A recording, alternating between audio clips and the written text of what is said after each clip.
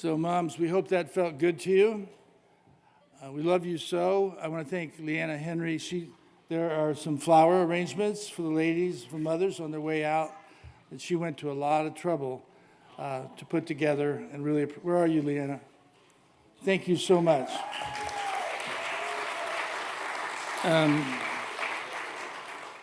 So in Exodus 20, verse 12, this is the very beginning. Israel has just crossed the Red Sea, and they are giving the 10 Commandments. And one of those commandments is honor. So I want you to remember this about honor. Honor isn't a suggestion. Honor is a command. And we usually think honor is something that we can vote on or we think about it. But according to the scripture, he says, honor. You have to do this. This is like obey. Honor your father and your mother. That was in the heart of God from the very beginning, that your days may be prolonged in the land which the Lord your God gives you. After he tells them to honor their father and mother, then he goes in not to murder, not to steal, not to lie. It's an incredibly important command that we are to carry throughout our entire life. Honor is not about whether the person is honorable. Honor is in us to extend that to that person because they're our mother or father or grandfather or grandmother, whatever the case may be. And honor is manifested esteem. It's very close to the heart of God. How we treat our parents, how we treat our loved ones makes a huge difference to God and to our lives. So it is a real privilege for me to introduce today's speaker. She is our firstborn Bambino, and she is an amazing person in her own right. She education and teacher of the year and done all these different things. She's been a public speaker, an advocate for disadvantaged kids through the Negro Foundation and the Shea Center. Erin has just always amazed me, and you don't see her that much because she's in the back. Most Sundays she's in the back trying to work with the kids. And for those of you who don't know it, there's more of them back there than in this room. So there's 100 of them back there, and that is the future. Donna Urban and Gary are down visiting, and they put the scripture up. We will tell the next generation. That's our heart. The next generation is where it's at. And the next generation was that group sitting over here that we got to sing and tried to get them to sing. So I want to give a shout out to Ron and Kathy Strand also. Ron, wave. Ron is he's Kim's big brother, and Ron has been connected to Christian musicians as far back as I've ever known him, and just has a real heart for God and heart for people to see them use their gifts to honor the kingdom. So it's really good to see you here, Ron. Okay, Erin, I don't know what you're going to say today. Are you going to be nice or are you going to blow our socks off? Okay, let's see what you got.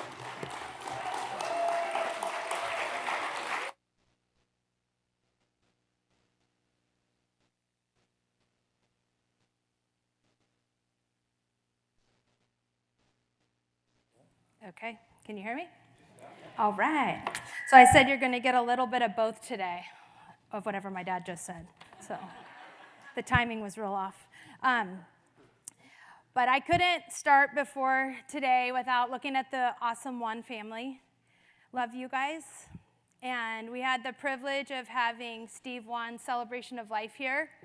And I don't know one person that is not thinking about his legacy. Not just for heaven, but for earth. I mean, it was hard for me to prepare because I was just thinking about it over and over again, and I think that is part of my preparation. So, love you guys. I'm glad you're here. Happy Mother's Day, Kim. A day like this brings up so many emotions in all of us. Some who have a really great relationship with your mom, it's awesome. Some of you that don't, and I know some of your stories that it's been painful. Some of you just, it just always brings up. I was telling my kids, I remember coming to church before we could get pregnant with Caden. I always felt a little sad. So I know in this room, there's a lot of different burdens I can't see, but people are holding them. And, just all holidays bring up those things. But my overarching theme is we all have a mother. So happy Mother's Day. When I was thinking about just kind of what I wanted to share with you guys, I found this quote that says, "Mom, powered by coffee, prayer, and the sound of someone yelling, 'Mom!' from the other room." I am a mom of 2 kids. I have Cade here and Lucy somewhere in the building. I've been married for 24 years, and I wanted to share with you guys, I'm back in college. I laugh really hard every day because I get to go with Cade to Saddleback College as his scribe. If you know Cade's story, he's recovering from a stroke and a brain tumor, and we've had quite a journey. But it's funny, I just feel like they said that Cade could have someone in college to take notes, and the next day I'm in college. I'm like, what happened? And it literally is my life now. And Cade and I laugh. So we have 1,000 emotions a day. Some include frustration, but a lot includes humor. And often Cade will tell me, "Mom, don't make friends with the kids." "Mom, don't wait and talk to the professor. We can email her." I go, "I just like her." And he's like, "Weird." Because they're all my age, the professors. So I'm always like, "That was so good. Sorry they weren't paying attention, but it's not you." I have told a teacher that. I'm like, "It's so not you." She goes, "Really?" I go, "Every class I see it, they go, 'Thank you.'" It's so funny. But Cade and I, we just have so much humor in our day. And then Lucy is starting her high school. And I don't know if any of you guys have seen this, but there's this meme going on that's hilarious. It's all the text your kids send you put into a song. So funny. "Mom, can I have $5 on my card? Mom, how are you? Mom, I'm sad. Mom, I'm hungry. Mom, I love you. Mom, can we get Chick-fil-A?" It's like, so that's my relationship with Lucy right now. It's a lot of so fun, such a fun time. And as somebody who is honored to get to be in the back a lot with the kids, I just think it's the greatest thing ever.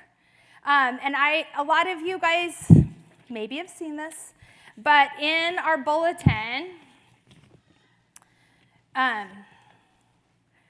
right here, it has our mission statement: to serve the emerging generation by sharing in the victorious message of God's love, demonstrating his power and modeling his care to be a people growing in Christ, effective in service, committed to biblical principles and values, focus on strengthening family life and biblical principles and values. Focus on strengthening family life and relationships, building young people, and provide individuals with training and equipping to carry their ministry into the community, state, nation, and world. Our entire church mission statement is really passing it on. And you've heard what my dad said in the introduction, but Proverbs 3:28 says, "Her children arise and call her blessed." You might think they do. One day they will. One day they will. Especially when you're a mom and you realize, oh, that was really hard. I remember calling my mom saying, "How did you make dinner every night?" I mean, seriously, that should be an award. I'm not as good as my mom. But I'm really enjoying this season of my life, and I'm enjoying watching your kids in the back. It's so fun. Just as encouragement, I see their gifts. I see that we have so many leaders in our church. It's like Alpha Convention. I'm like, okay, only one of you can do this right now. But they all do really well with leading. There's future teachers for sure. I mean, I just see these gifts in them, and it's such an honor. So I think you can feel good about yourself back there. There's a lot of amazing kids. Also, we have amazing young women who are working with the kids and are more than just someone I hire. They really love the Lord. They love They love the breakthroughs. It's our favorite when we have a real crier. The mom's like, we never have left them. And you're peeling them off and they're like, oh. And then when we get the victory that they did great, man, we feel like we had a touchdown. We're like, yes. So it's so fun for us back there. So just want you guys to know that. Okay. So I wanted to talk a lot about today just what happens in our normal day. What actually happens when we go to the gas station, the grocery store, just life. We get bumped, we run into people, we have these appointments. I really believe the Lord has appointments for us every day. Doesn't matter if you're in junior high, doesn't matter if you're not. That God has set up these divine appointments for us. And I feel like at the end of the day, I will think back and I realize, oh, I missed that appointment. There was someone that was talking to me that I could feel the push-pull in your spirit of listening to them and you have to get somewhere, that feeling. And I'm always bummed because it's not just for the person, but it's for me as well. And then we have these appointments that we do stop and we respond. And they're usually the best things of our entire day. Some of the best things that happen are the diversions. So in 1 Kings 17, I'm going to tell you guys a story about a single mom who, it was during a famine, and she had one son and had lost all hope. And sometimes we think of hope as just as something to hold on to, it's encouraging. But real hope is really withstanding a lot of suffering and a lot of disappointment and a lot of waiting. You're hoping, you're waiting. And I've shared this analogy with you guys before, but I have a dog that is so great at waiting. But it's not passive waiting, laying on the ground, whatever. I mean, the minute I walk by my tennis shoes, she's like, yunk. And she just follows me all day, just hoping. It's like an active wait. So when we're waiting on the Lord, it doesn't mean it's this passive, I don't care, whatever. It's like you're still, but you're ready. So it's about this mom. It's in 1 Kings 17. Now Elijah, who was from Tishbe in Gilead, told King Ahab, as surely as the Lord, the God of Israel lives, the God I serve, there will be no dew or rain during the next few years until I give the word. So, like a famine. Then the Lord said to Elijah, go to the east and hide by Kerith Brook, near where it enters the Jordan River, and drink from the brook and eat what the ravens bring you. Can you imagine? You're eating just what the birds bring you. That really happened. For I have commanded them to bring you food. Wait, the Lord can command the ravens to bring us food? It's pretty amazing. So when Elijah did as the Lord told him and camped outside of Kerith Brook, east of the Jordan, the ravens brought him bread and meat each morning and evening, and he drank from the brook. It's wild. The Lord met all of his needs right there. But after a while, the brook dried up, and there was no rainfall anywhere in the land. The Lord said to Elijah, go and live in the village of Zarephath near the city of Sidon. I have instructed a widow there to feed you. So this widow, I don't think has gotten the message yet. Okay, so he went to Zarephath, and he arrived at the gates of the village, and he saw a widow gathering sticks. So that might be equivalent to, I saw a mom at Trader Joe's. I saw a mom doing laundry. I don't know, just like I saw a mom pumping gas, whatever, just something really normal in the day, not something fancy. And she's just gathering sticks. And the reason she was gathering sticks for a fire. Okay, as he asked her, would you please give me a little water in a cup? Okay, so it's a famine, single mom, she's gathering sticks. She's probably thinking, are you kidding? We don't know what she's thinking, but I'm just kind of added that in. As she was going to get it, he called her, bring me a bite of bread too. Now we're another level, okay? But she said, I swear by the Lord your God, I don't have a single piece of bread in the house. And, first of all, pause there. This kind of made me chuckle in a real way, like when my kids are like, can I have something? I'm like, I don't have it. Okay, so it's very real. This woman's emotions were raw. There's a lot of sorrow in this. She's grief-stricken. We'll see why in a minute. So as she was, let's see, I swear by, okay, here I am. And I only have a handful of flour left in a jar and a little cooking oil in the bottom of the jug. I was just gathering a few sticks to cook this last meal. Then my son and I will die. Wow. Really? Like, that's a lot of grief. Like, it's sad. It's also such an awesome mom. Like, she's like, but, we have a little bit more. I'm going to make one more meal. That the Lord saw that in her. And she's also being challenged in her time of need.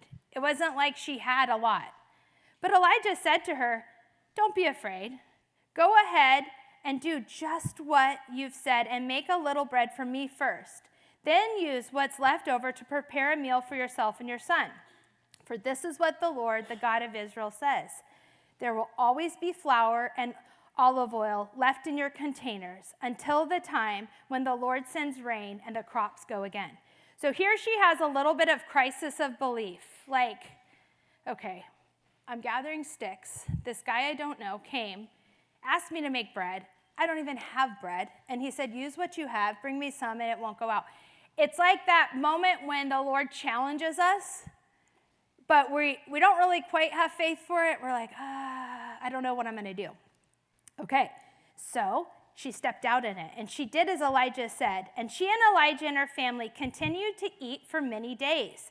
There was always enough flour and olive oil left in the containers, just as the Lord had promised through Elijah. So this woman was out doing her normal thing. She was doing probably what she did every day. She was probably very discouraged. She saw zero hope. She knew she was in a famine, and she knew she had a son. Like, those are the facts. What I love is, but God. That's the exciting part to any story that's about to go down, is when God shows up. God provides even when things look impossible. I often think, I was praying for somebody for their finances, and I just was really thinking about it. He could make money just appear in their account. He could do a bunch of different things. But the Lord chooses to use us a lot in answering people's prayers, calling us to step out. She only had a little bit of flour, a little bit of oil for one last meal. But God, He kept filling it every single day as she stepped out in faith. Even when we feel afraid or scared and we don't know what will happen next, God can take care of us. As the story continues, her son is very, very sick. And now she's saying, oh, great, now my house is cursed because you're here. Even though God had prepared for her and filled. So we're like that too, like, oh, good, he answered this prayer. Oh, wait a minute, was that even real? I do that a lot. I get mad that I do that, but I do. I look at over and over and over again God's provision.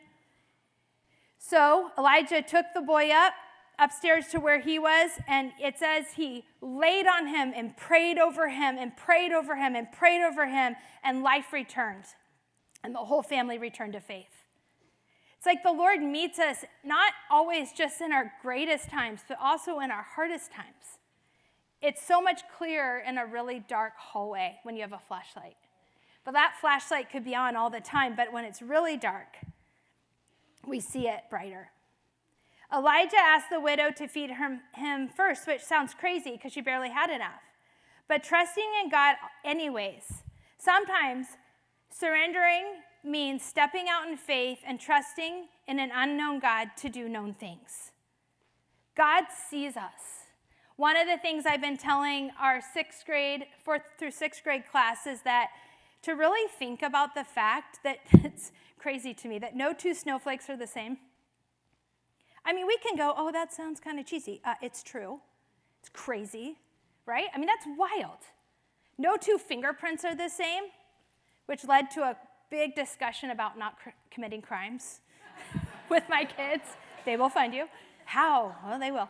So That is so intimate that he put his seal on each of us personally. And he sees you. And he loves you. I've told my class that if Jesus walked around with a wallet, he'd have your picture in it. And he'd be showing it off like a proud father. That's the intimacy of the Lord. That's where he wants to come in. He's not separate from our life. He wants to be with us in our life. He uses ordinary people to fulfill extraordinary things. It's all throughout the Bible. You know, I love telling the kids about Moses that he definitely went to speech therapy in school. He had a stuttering issue, and he would have had to been pulled out of class, and teachers would have been, I don't know what he's going to do. We have no hope for this guy. Who knows? But the Lord sees past all of our challenges, all of our disabilities, all of our abilities, all of our hopes, all of our dreams, all of our family dynamics, all of our problems, all of the should-haves, would-haves, could-haves. He sees it all. And none of it, not one part of it scares him. He's not scared of you. He's not scared of me. And I love that I can't scare him away by a bad attitude or a temper. Because yes, I've had it too. I tell them that. They're like, really? I'm like, yes. Keeping it real. But it's true. The Lord knows you. He knows you as intimately as your fingerprint. He knows everything about you. He knows you better than you know you. And so sometimes we try to fix ourselves by ourselves, and it leads to even more loneliness and isolation because we're us. And we can't get ourselves out of it.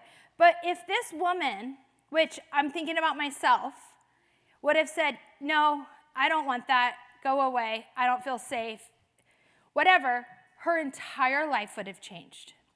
They would have died. It would have been their last meal. But because she said yes and stepped out in faith, her jar was never, ever empty. And she was able to provide even beyond her family. I feel like that's a lot of us. Our goal is we don't just want to bless our family, we want to bless other families.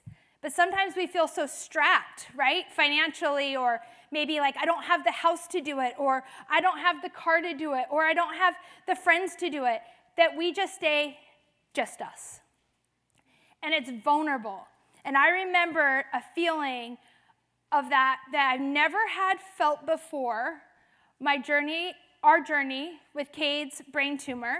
My life was absolutely one day my life, the next day a life that's totally different, turned upside down. It was absolutely wild. And I would say to my husband, I'd say, I feel like we should start a foundation. And he's like, I feel like we should try to do our laundry. And, and it was so true because the reality was it was so hard. And I would absolutely never want to invite people into that mess. Because I would have people over, but the house is going to be perfect, the meal's going to be great, and that's my life, and this is what you see. And the Lord went, that's cute. Okay, you need help, and these people want to help you, so are you going to clean up for them, or are you going to say no, like that lady, no thanks, I can't do it. It was really something inside of me that would not have been revealed unless I was going through this. Really, it was pride. That I mean, it's hard to be like reflective like that when your life is turning upside down, but I made a commitment that if I'm going to go through these hard things, which you're going to go through anyways, I'm going to get the treasures.